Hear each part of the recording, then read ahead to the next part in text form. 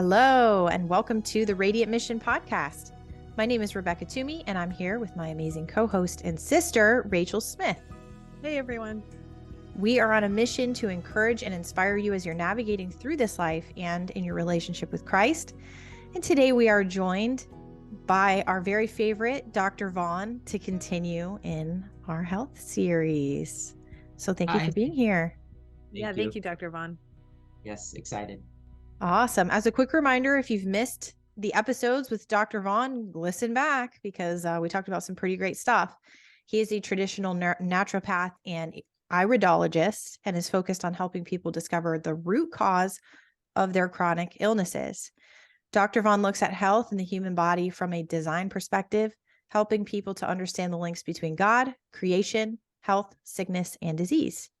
He founded Spirit of Health in 2010 with a goal to spread the vision to partner with God to bring healing and restoration to all creation. Again, be sure to listen back on the very first episode we did with Dr. Vaughn to hear more on that. His practice is based in Grandview, but Dr. Vaughn and his team aim to help others transform their health no matter where they're located. So if you're listening, you can still work with Dr. Vaughn no matter where you are because he works virtually. And if you're looking to connect with him, be sure to visit his website, spiritofhealthkc.com, store.spiritofhealthkc.com, or you can find him on Facebook, Instagram, or YouTube at Spirit of Health or Spirit of Health KC on Instagram and on YouTube. So yeah, this is very exciting. I'm so glad to have you back. We're doing this again. And we're gonna keep going forever. I'm down. Permanent staple on the show, Dr. Vaughn. I love it. So today we're going to be diving into the topic of the immune system. During the last few episodes that we did together, Rachel actually wasn't here because she was recovering from the flu. Yeah, because unfortunately. my immune system. Yeah, or her immune system needed some support and some help. And I know so many are coming down with the flu or stomach bugs, colds, things like that. So we really want to talk about that and how to combat, not only prevent ourselves from falling into those sicknesses or illnesses, but then what to do if we do. So first, I want to ask you, Dr. Vaughn, is there something that we should know about these varying sicknesses? You know, why do some people get sick a lot and then other people don't? Wonderful question. Boy, so much we could cover. Where do you even start? I'd say the basic concept that we need to understand is that it really comes down to the health of the person, the health of the individual. It makes total sense. I mean, you have a family of 5 people and 3 get sick and 2 don't. Or you look at COVID, for example, like lots of people, are affected per se, but some people literally it hits them like a sledgehammer and they're in the hospital. And some people are like, yeah, I had a cough and a runny nose for a couple of days. Mm-hmm. So why the extreme variance? Yes. And I even mentioned this with pregnancy, because women might be told they have gestational diabetes or cholestasis or any number of preeclampsia, any number of these pregnancy related conditions. Well, that condition was already there. The pregnancy exacerbated it because pregnancy is a stressor on the body. In a good way, it's a good thing.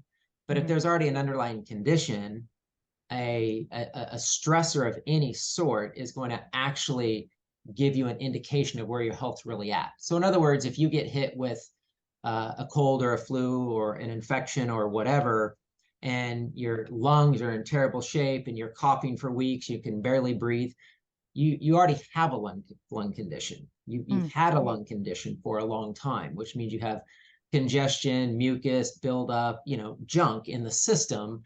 But it just took that infection or that stressor or that bacteria or that virus or whatever to basically highlight or exacerbate the condition that was already there, if that makes sense. That does make sense. That's very interesting. I know within our family, our mom was the one who never got sick. She just always... She seemed like Wonder Woman. Yeah, she always back overcame. then anyway, when we were young. We'd all get sick and she wouldn't get sick. So it was a very interesting thing. I don't feel that way with my kids. I get sick from them almost every time. But something you said actually brought a question to my mind, just because I'm fresh coming off the flu, a few weeks ago. And it was my whole family that got it. It started with my older son and me, and then a few days later, my other son and my husband. And the three of them, all of their bodies responded pretty immediately with a high fever. That was the first symptom all of them had. For me, I've noticed this even outside of pregnancy. I barely ever get fevers. Like when my husband and I both had COVID at the same time, we had a lot of the same symptoms, but his body spiked a fever. I never got a fever, but then all of my symptoms last longer than him. Right. And so I guess my question is that like not having a fever a sign of a poor immune response? Like, is their body's immune system better than mine, or what's the deal with that? This is going to be so good. Like, I'm so excited. Like, I don't know how many podcasts you have out there, but this is going to be, I'm going to hope this is your most listened to and watched podcast ever. This whole thing about fevers and sickness and kids is so misunderstood that Right. this is going to be like mind blowing. Awesome. Okay? So not to build it up too much. But no, you're exactly right. And I'm going to explain why. Okay. You want to spike a fever, and the quicker the better. And the stronger your immune system, the quicker you're able to spike that fever, kill off the infection, and get through it. Right. So basically, that would say that your immune system is a little more down, or, we've heard that pregnancy can kind of suppress the immune system a little bit. And so, yeah, it took your body a little bit longer to respond, and therefore it took you longer to get over it. Mhm. All right. Yeah. So here's kind of the mind-blowing part. And I've always told people, and I'll continue to share with people, that the best books that you can read on this subject, or pretty much any subject in health, if you can find a medical book written between 1800 and 1900, you have gold. Okay. Anything after 1900 has been compromised by the current system. We covered that in the episode about Rockefeller. Yes. So that's a bad word. So yeah, there's a book I read. I'll just mention it's called Louis Kuhn, Kuhne. He was in the mid 1800s. I think it's called The New Art of Healing, or something to that effect. And I found this to be true too. So I'm going to explain what a fever is. Okay. It's always related to an infectious organism. We kind of know that. And what it comes down to is this fermentation process, the fermentation of the gut. Now, we know we can eat fermented foods, and we have good bacteria, and we need prebiotics and probiotics, and we need to eat sauerkraut, and we need to feed the good bacteria and have good gut flora. It's the pathogenic bacteria, or the quote unquote bad bacteria, or there's another term called commensal bacteria. Commensal bacteria are supposed to be in the gut, but they can be out of control. Like Candida is supposed to be there. E. coli is supposed to be there. Certain Clostridia organisms supposed to be there. So those are commensal bacteria. They're supposed to be there. But when the gut's unhealthy or out of balance, and they start to grow out of control, and this fermentation process is taking place, then the body will spike a fever to knock that infection back before it takes over the body, takes over the bloodstream, starts to cause too much hurt and damage throughout the entire body. So this explains why people get sick in, change of season, or when we're moving from into spring or into fall, because the changes in the weather will affect the growth of bacteria. Okay. It's all related to the fermentation processes happening in the gut. So why are these bad fermentation processes happening in the gut? Well, certainly a lot of it has to do with diet. A lot of it has to do with diet. And so, say the immune system's down, it's winter, You go to a birthday party, you eat a bunch of sugar, you feed all these bad bacteria. The body's like, problem, red alert, signal the immune system, spike a fever, kill the infection. That's how it's supposed to happen. That's the natural process. We don't really understand it, so we get scared of fevers and we do aspirin and all these different things. But like if I told you in this episode exactly what you do for a fever for your children or for yourselves, like it's a gold mine, right? Because it's like one of the most confusing topics out there. Yeah. So number one, the problem is in the gut. So whatever you can do to move the bowels. And you want to know age-old remedy that you can do to help clear somebody's bowels very quickly is castor oil. And that's been used for centuries. I have multiple books on castor oil. Castor oil in Latin is palma Christi, which is palm of Christ. It is one of the most healing things known to mankind. Like we could do a podcast on castor oil. That'd be super fun. But doing a little castor oil just to force those, make those bowels move, because the problem is this fermentation process happening in the gut. Okay. So if you can get some stuff out of there, you're one step closer to healing the fever. Number two, open the pores of the skin. So what Dr. Kuhn did back in the mid-1800s and others like him is they would do steam baths. So they would take the person and they'd lay them on a table and they'd boil water and they'd put pots of boiling water underneath the person, cover them with a blanket, and the steam would open the pores. And when you open the pores and you sweat, you allow the infection and the toxin to leave the body. Okay, so that is a very ancient remedy that works. The other thing you always want to do.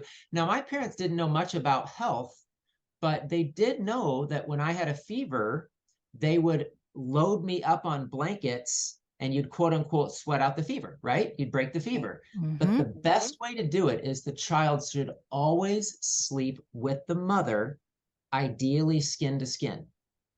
That's so interesting you say that, because I didn't know any of this, and all of this would have been super useful for me like a month ago. Well, and will be in the future. Yeah, exactly. Yeah. My instinct when my kids are sick and have a fever is they have to be in bed with me. And it kind of like annoyed my husband a little bit, because like none of us were sleeping good and all of us were sick. But I'm like, whatever my intuition is, they have to be right next to me when they have a fever like that. Part of it might be my anxiety. Like I just need to be close by. Totally. So that's natural. That's instinctual. Almost every child will want to be with their parents when they're sick. Yeah. That's how animals take care of their young when they're sick, is they cuddle up with them. And so, so number one, move the bowels. Yeah. Okay. Number two, open up the skin pores with a steam bath, or even if you just did made your own steam room or steam sauna in the shower, or did a hot bath or something like that. Just, you want to open those skin pores. Number three is you want to, so, a lot of times when you have a fever, we're like, oh, we just put a cold rag on their head. We're just trying to help them out. Okay. The problem isn't here. The problem is the stomach. So the cold should be put on their stomach. So what do we do when we want to slow down the fermentation process of something? We put it in the refrigerator. Right. Right? Yeah. So you want to slow down this excessive fermentation process happening, put a cold pack on the tummy. Now you can put one on the head too. But basically, if you look at what you're doing hot cold therapy. So those are the three things. If you do those three things, you can break any fever. Now, back in the 1800s, they would use this techniques to take care of all of these diseases that they were so fearful of, that all related to fever, like measles and scarlet fever and diphtheria. And some of these diseases were deadly, but it was all related to this bacterial fermentation issue happening in the gut. So if you do those three things, you can really knock out anything. Very interesting. I want to ask you to talk a little bit about what a lot of people probably are doing right now when they have a fever, their child has a fever, and that's give them fever reducers. Can you talk a little bit about why we don't want to do that? Well, it's the mindset of the modern medical system that whatever the body's doing is wrong, and that's the problem, and we need to stop it from happening. Mm-hmm. That's the medical theory. Yeah. The way, if you look at it from a godly perspective, a biblical perspective, a design perspective that says God is good, we're made in God's image, whatever the body's doing, it's what's supposed to be happening. How can we partner with what the body's doing so that we can help the body work through this? Mm-hmm. And so what an aspirin does when you have a fever is it's an anti-inflammatory that immediately stops the process that's trying to occur. So what you're doing is you're reducing the fever, you're stopping the crisis, but you're not doing it in a way that assists the body to work through it. You're basically arresting or stopping what's trying to happen, which is what causes sickness and disease to manifest and deepen within a person that creates more chronic illness later. Mm-hmm. Yeah. So I mean, same with asthma medications, same with allergy medications. All of them are designed to stop natural processes. Yeah. I have a question then about that process of, just because all of this is fresh on my mind of going through it. One thing I noticed in my family that all got fevers except for me is it was causing body aches. Like my son couldn't even walk. I had to carry him to go to the bathroom. Mm-hmm. And so, and what I was visualizing of what was happening is I was thinking that the fever is doing its job, that we will get past this. But, as a mother, it's like, I want to help him, once it was over 24 hours, I want to help him to be able to not be in so much pain. So do you have a recommendation for pain management outside of one of these medications that also reduce fever? Cold bath. Okay. Cold bath completely shuts down the inflammatory process. Okay. I mean, it does. Why are people doing hot cold therapy and cold plunges, this kind of stuff? There's a whole lot of research coming out to the benefits of it, which is a laundry list of amazing benefits. But one thing cold does, so think about you get an injury, you sprain your ankle, what do you put on it? Ice. Yeah. Why? Because it immediately stops the inflammatory process and takes the pain away. Okay. Now you only want to do that for like the first 24 to 48 hours, and then you want to do heat or alternate hot and cold. Yeah. But the fastest way to completely stop an inflammatory process is cold. Okay. Good to know. Man, this episode, I'm like gonna have all these notes for the next podcast ever, man. Totally. And I know that a lot I of feel like I moms should be writing down what you're saying, but I know we're recording, so I know a lot of moms get really nervous when their kids spike a fever and have a fever for, a day or 2 days. Right. But you've given some tips here that if they're able to move through these tips, it sounds like the body is just going to do its job, do what it's supposed to do and work through it. So just to clarify, if you understand what I'm saying, the things I'm recommending to do is help the body get through the process that it's already working on. Mm-hmm. Yeah. Versus man-made pharmaceutical drugs just artificially force the body to act and interfere with the process that's happening. Yes, Totally absolutely. different concept. Absolutely. Well, I want to ask or talk, since we're on this topic of the stomach, because the stomach flu or stomach bugs or whatever you want to call it, it's something that's also interesting because Rachel had the flu and there was a stomach element to it, obviously. Well, yeah, only one of my kids threw up, but the rest of us didn't. Mm-hmm. Yeah. But then here, there was a stomach virus that went around, and I am not familiar with these because I've never I've never really experienced that before. I hear of a lot of people that their kids are getting stomach viruses all the time at school. And this actually happened here. Like I mentioned, someone from our church, a kid threw up at church. Mm. And then a couple of days later, my son threw up. Yep. And I didn't make the connection at first because I don't even think about these things because they haven't existed yet in my world, right?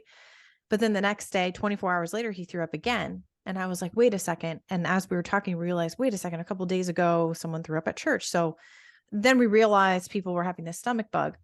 Well, Rachel had already had the flu.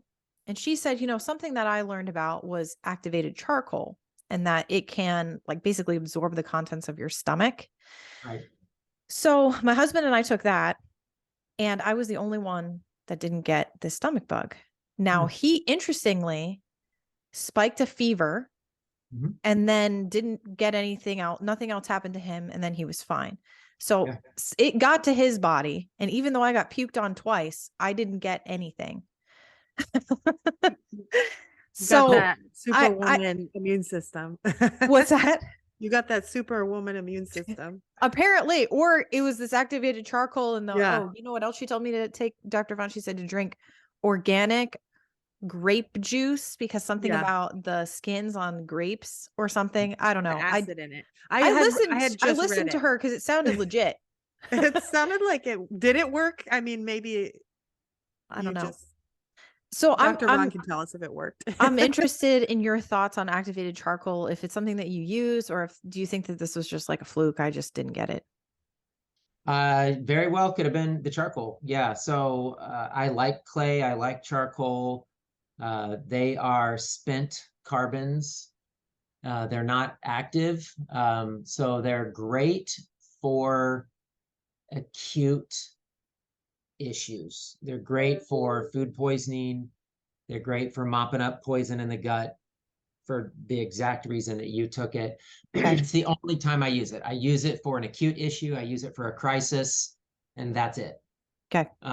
There are other binders, other carbons that are therapeutic. There's specific binders I use for heavy metals, specific binders I use for radioactive elements. I work with people with uranium and cesium toxicity.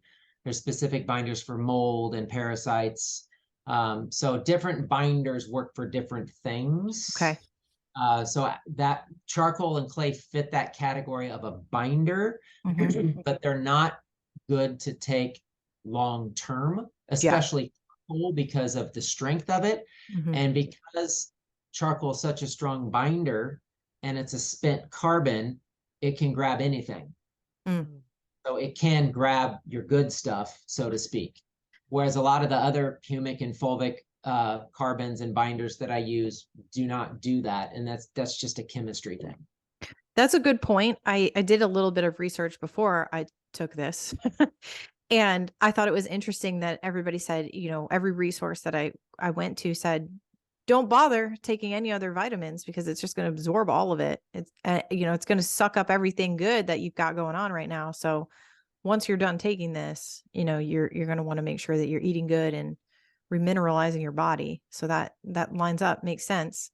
Yep. But just short term, you should only need charcoal for a day or two for whatever the crisis is. Exactly. I took a dose of it the night that this, the second throw up child or whatever it was.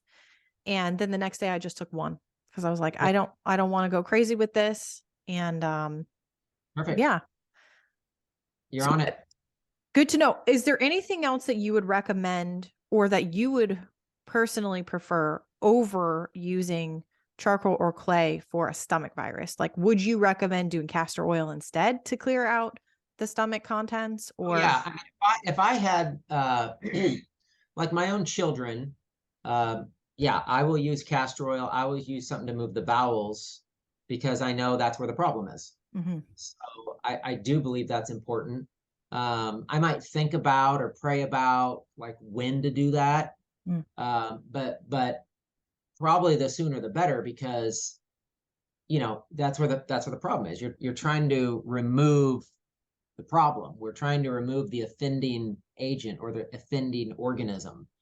It's the same reason a doctor is going to prescribe an antibiotic that's going to work too, but obviously just a safer, healthier way to do it for the body long term. So yeah, in that kind of situation, yeah, I don't know if there's anything else I would recommend. Now, you can certainly take your slew of immune stuff, and I think that's kind of where I think that's awesome. I just think that's the limitations of where people's knowledge is at. And so that's why I shared what I just shared, because most, crunchy granola mommies know to go to the store and, oh, yep, I'm gonna get my elderberry and I'm gonna get my vitamin C, I'm gonna take my, my echinacea, and like, awesome. Like, that's all good stuff and it will help, but nothing will help more than what I just mentioned prior. Sure. Yeah. I like the elderberry too, but I like it as a preventative more than anything. Cause once you're already sick, I mean, you're sick. It could help shorten it if you make it at home and you're not taking elderberry gummies, in my opinion. Elderberry actually stops the replication of viruses, and that's a documented study. So it can help shorten the duration. Shorten it. Yeah. Yep. If you catch it on the onset, right? Right. The only thing I wonder about stomach bugs, because it seems like me and my kids get that about once a year, and it can vary. I don't, I guess there's probably different viruses that cause it, but sometimes it's just throwing up, sometimes it's just diarrhea, and sometimes it's both.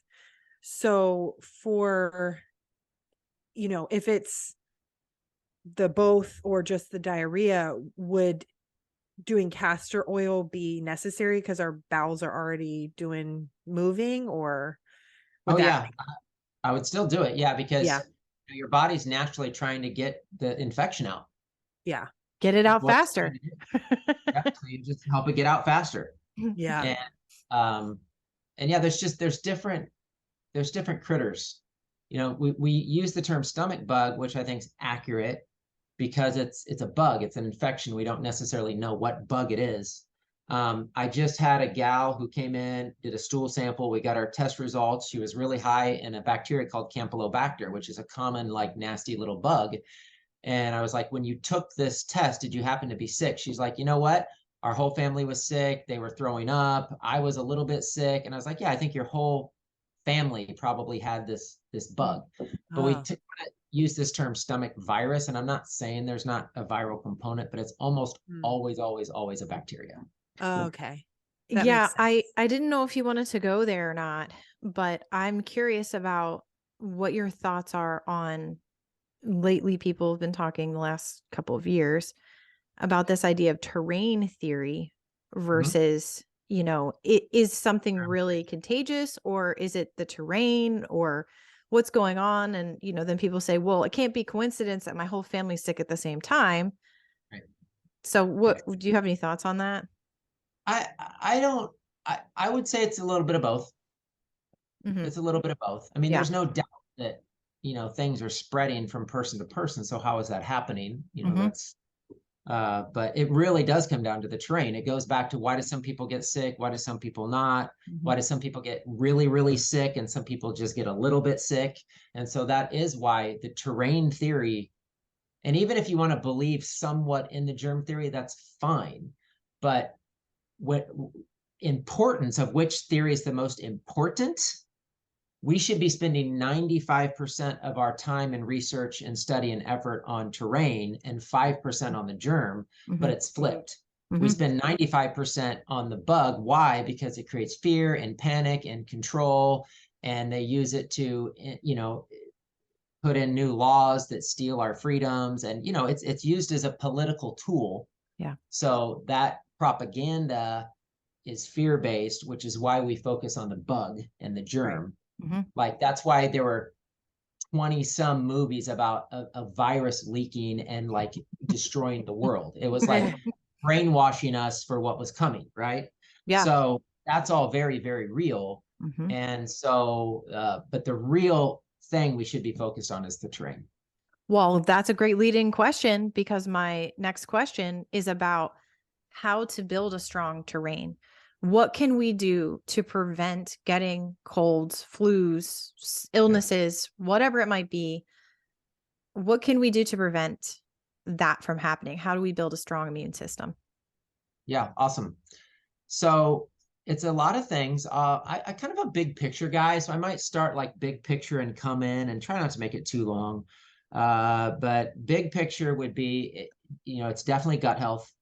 And so I run a test called a gut zoomer that I absolutely love, because a gut zoomer is going to tell you what's going on with your gut, inflammation, leaky gut, what your probiotic levels look like, bad bacteria, pathogens. If you have inflammation in your gut, your immune stuff going on in your gut. It's like an all gut test. It's called a gut zoomer. So that it can kind of tell you like where you're at and what you need to work on. You can get really specific with a probiotic you give to somebody, or different supplements. So I like that. I'm definitely a fan of fermented foods, like sauerkraut and kimchi. I like apple cider vinegar. I do think diet really matters.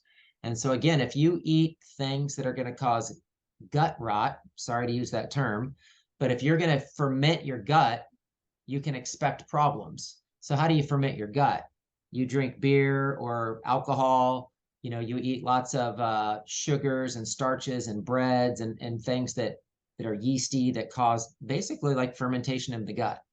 So how do you stay healthy? You eat lots of fruits and vegetables and things that help clear the bowels, and has soluble and insoluble fiber so that your bowels are moving all the time. And so, yeah, so I think the diet matters. Sunshine is the single most important element on the planet for your immune system. No, none of us would be alive if it wasn't for the sun. So God gave us the sun because we needed it for survival on this earth. And so animals know that, plants know that. Humans, for some reason, think it's scary. So just very, very deceived. And I've done whole videos on the sun and breaking it down, because people are like, well, it causes skin cancer and da da da da. So I've broken all that down in the past. I think it's really important to understand the misconceptions related to the sun. So I'd say your gut health, your diet, getting sun, getting tan are the best things you can do for your immune system. And then I love Advanced Immune Support by Mother Earth Labs. I want to mention that product because people are coming into our store saying, oh, I heard about quercetin, I heard about zinc, I heard about vitamin C, I heard about this, I heard about that. And it's all in Advanced Immune Support, because people are buying like 5, 6, 7, 8 things. I'm like, no, it's all in here. So I like the Advanced Immune Support, because all those things do matter for upregulating and helping you have a strong immune system. I love the elderberry you mentioned. I have a local gal here called the Moxie Mix, and she makes a local homemade elderberry with a bunch of immune herbs in it. I love it. The other thing I really love is Power Immunity. It's actually one of our products by Spirit of Health. It's a tincture, and it's medicinal mushrooms. And so all the medicinal mushrooms, the reishis and the cordyceps and all these mushrooms are very, very well known to be one of the most powerful things to upregulate and improve immune function. So yeah, there's probably a lot more I could say, but those are some of my favorite things. Awesome. I will add those to the show notes. So check the show notes if you'd like to see a link to those resources mentioned. But I was smiling a lot when you were talking about fermented foods, because folks that have been listening to the podcast for a long time probably know Rachel's story. And she was suffering from chronic Epstein-Barr and from Lyme disease. And fermented foods were one of the things in her protocol that were used to heal, along with kind of a paleo type diet. I mean, she was on a very strict AIP diet, and that protocol, along with some herbs and supplements and things, helped her to recover and heal from that. So that's obviously more of the chronic illness side of things than general immune system health, but that can be a lot of the reasons why people are getting sick, is because there is an underlying root cause. I think that my body responding in that way, like what caught on to the practitioner I was working with that I had these viruses, was that I had extreme estrogen dominance. Yep. And the first thing was there was something off with my gut because I was clearly not detoxing out, something off with my liver. And then some other symptoms, we found that it was a very low level type of Lyme. So it wasn't the big issue, but the big issue was I had chronic Epstein-Barr and it was active. And both of those things just showed that my immune system was not functioning properly. It wasn't doing what it should have been for that Epstein-Barr to have been in remission. Right. So healing through diet, and which was very extreme. And like Rebecca mentioned, one of the extremes for me is I've never eaten fermented foods in my life.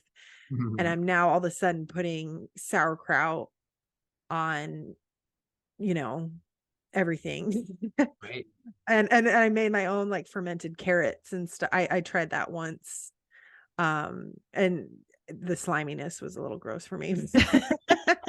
but I really worked hard, and then I did a herbal supplementation protocol, and it kicked the Epstein-Barr into remission. So it got my immune system doing what it should have been. And Right. so yeah, I think that's really cool, all the things that you mentioned, that to keep us in a state of health and not just doing it when we're in a state of crisis like my body was.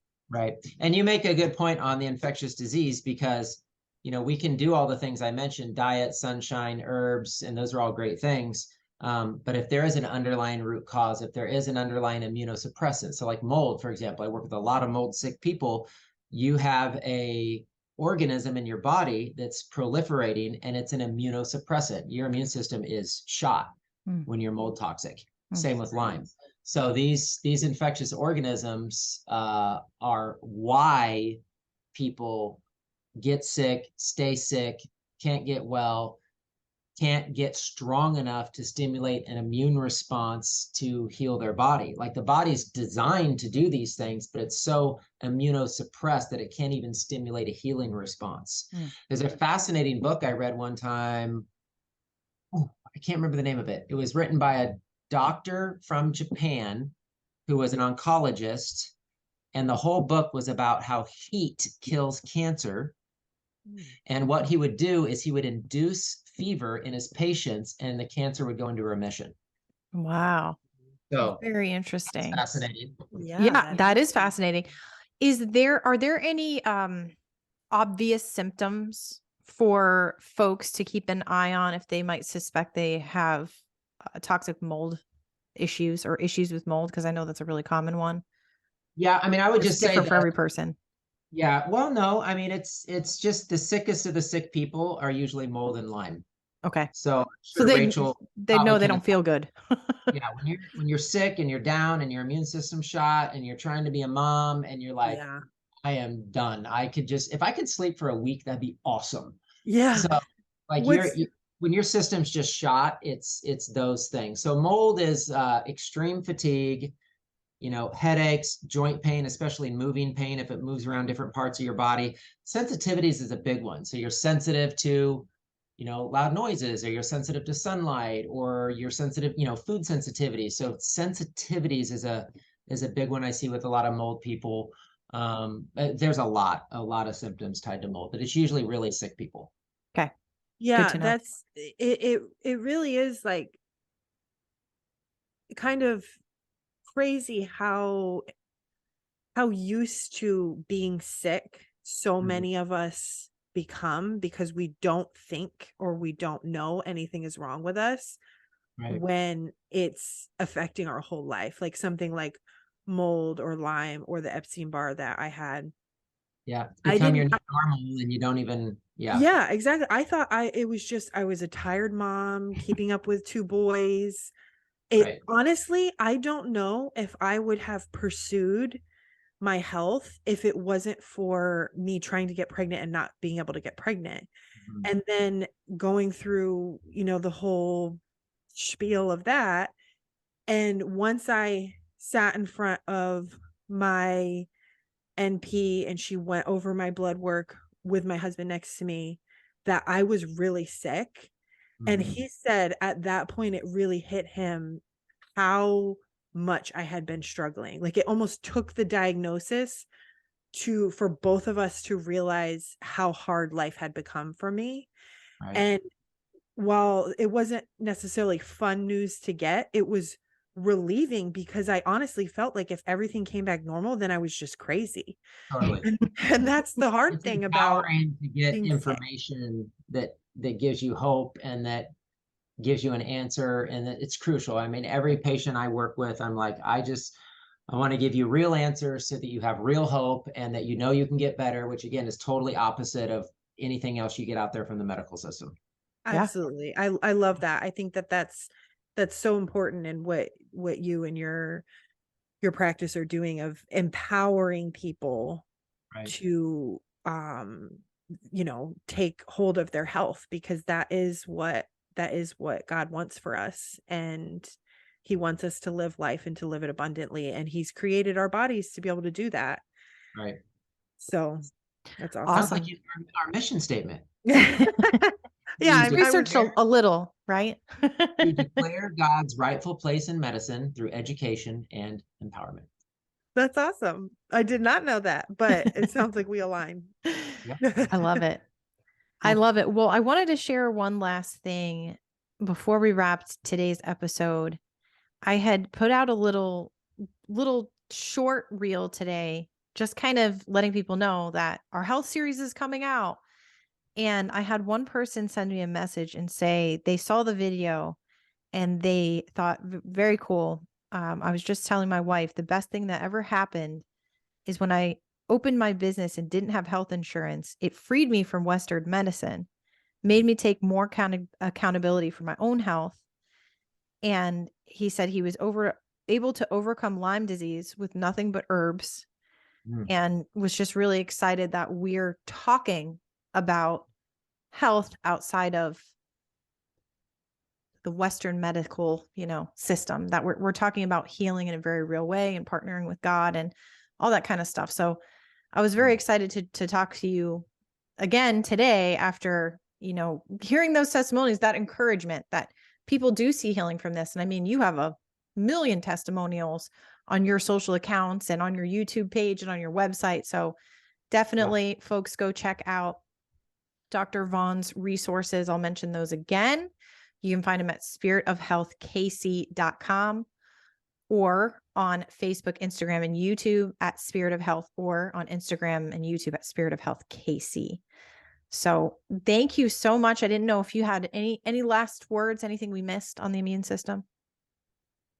No. We could just hone in on one specific thing, right? We're going to do the castor oil one day. Yeah. But I enjoyed it. Thank you so much. As always, we appreciate you. Thank you. Yeah. God bless. And thank you for tuning in and for being on this journey with us. If you'd like to follow along outside the podcast, join the mission on Instagram, Facebook, or YouTube at The Radiant Mission. And if you're loving the show, we highly encourage you to share it with a friend. And today we're going to close with 1 Corinthians 6, verses 19 through 20. Or, do you not know that your body is a temple of the Holy Spirit within you, whom you have from God? You are not your own, for you are bought with a price. So glorify God in your body. We're wishing you a radiant week, and we'll see you next time. Bye, everyone. Bye.